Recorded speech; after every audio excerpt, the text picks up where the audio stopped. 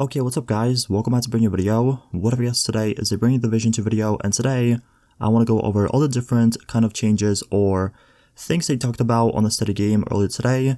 In this video, I will be talking about everything on PvP and like conflict and stuff like that. I will be making another video talking about the different kind of talent changes and exotic changes.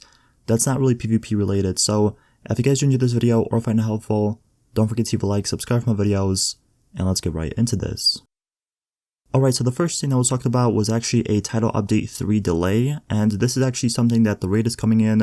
If you guys didn't know, the raid was supposed to be coming out this month, like later on, but unfortunately it is being delayed for a little bit. They did say it's coming out next month, but we do not have a specific date as of right now.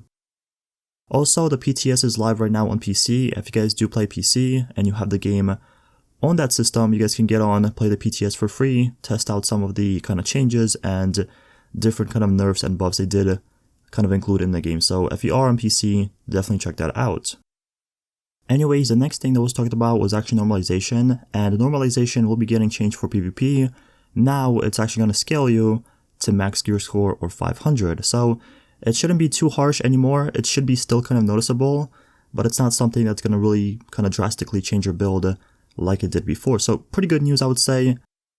The next thing we do have is some PvP modifiers are being changed, so I'm not really sure what they are intending to change. I'm guessing like some talents and stuff like that, but just in general, they mean the time to kill is going to be a little bit slower, so you will have a little bit more time to react and, you know, kind of do some cover-to-cover movements or whatever. So overall, just PvP modifiers, the damage modifiers are being changed.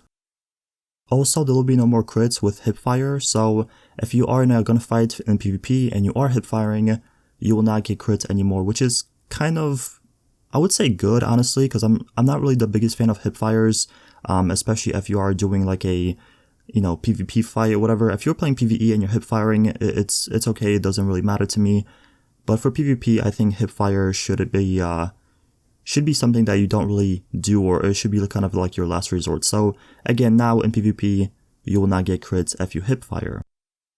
Also, there will be less non-contaminated loot and more contaminated loot in the DZ and ODZ. So pretty much if you are farming landmarks, you will not be getting that much kind of non-contaminated loot.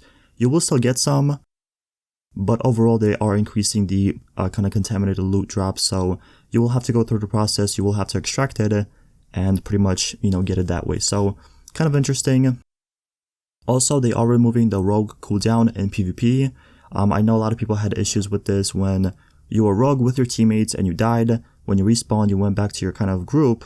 It didn't, you know, make you rogue. You were kind of on a cooldown. So now it will automatically sync you up with your group if your teammates are still rogue, which is pretty good news. Again, I know a lot of people were kind of frustrated with this and wanted this change. Up next, your contaminated bag is actually getting increased in size, so now it will have 6 slots for you to extract, but also if you use a first perk, you can increase this size to 8, and if you use a second perk, you can actually increase this size to 10. And obviously you get these perks, or you equip these perks in the White House, so again, if you equip both of them, your bag will have 10 slots for you to extract contaminated loot, which honestly makes sense, since they are increasing the kind of drops of contaminated items. It just makes sense for you to have, you know, a bigger area to carry them. And lastly, they are reducing the DZ brackets to only 2 brackets as of right now. The first one we'll be getting is 1 through 30, so level 1 through level 30 bracket, and then later on if you are gear score, or if you are, you know, in world tier like 5 and stuff like that. So pretty cool. This is pretty much to solve the problem of the DZs being dead and just very, very slow. If you have less brackets, there's going to be obviously more people in each bracket, and there's going to be more people in hopefully each dark zone, so it should be more populated now. And, you know, even if you're playing like Occupied Dark Zone or just regular Dark Zone, hopefully there will be more people you can fight. Next up, we have more changes for the Occupied Dark Zone. So the first thing they did talk about was actually a new ODZ PvP modifier that is being added. They didn't really specify what this is, if it is a kind of change or modifier for the damage output or just the kind of talents that you have on your build, whatever. But they did say the time to kill is being increased by a bit for ODZ, which honestly makes sense in my opinion. Some of the builds that are kind of going around in the game right now kind of just 3 or 4 shot you in the Occupied Dark Zone, and it doesn't really give you time to kind of like react or just pop your heal, go and cover and stuff. So now, with this kind of modifier being added, it's going to give you a little bit more time to react and just, again, pop your heal or go and cover. Also, they are cutting down on the XP loss, so whenever you die, your XP is still going to be kind of deducted and you're still going to lose some XP, but it's not too significant and it's not kind of like crazy like it is right now. Also, they are adding a Manhunt and Rogue system back in ODZ, and this is something we don't really have a date as of right now, but they did say this is coming. They are kind of like listening to the community and the feedback, and everyone pretty much wants a Manhunt or a Rogue system back in ODZ. So again, this is being added, which honestly makes sense right now. In my opinion, at the moment, if you kill someone, you can't really tell who killed who or like where they're going and stuff like that. And I feel like if there's a Manhunt system or a Rogue system, then you will kind of tell and you can like, go after them or fight them and stuff like that. So really good news in my opinion. I know a lot of PvP players wanted this, and once again, this is coming in the near future. And finally, they are cutting down on the AI patrols in the Occupied Dark Zone. So this once again is something I really wanted for the longest time. Whenever you are PvPing, whenever you are fighting other players, sometimes the AI patrols would kind of spawn behind you or come behind you, shoot you in the back and just do a lot of damage and kind of interfere with your gunfights.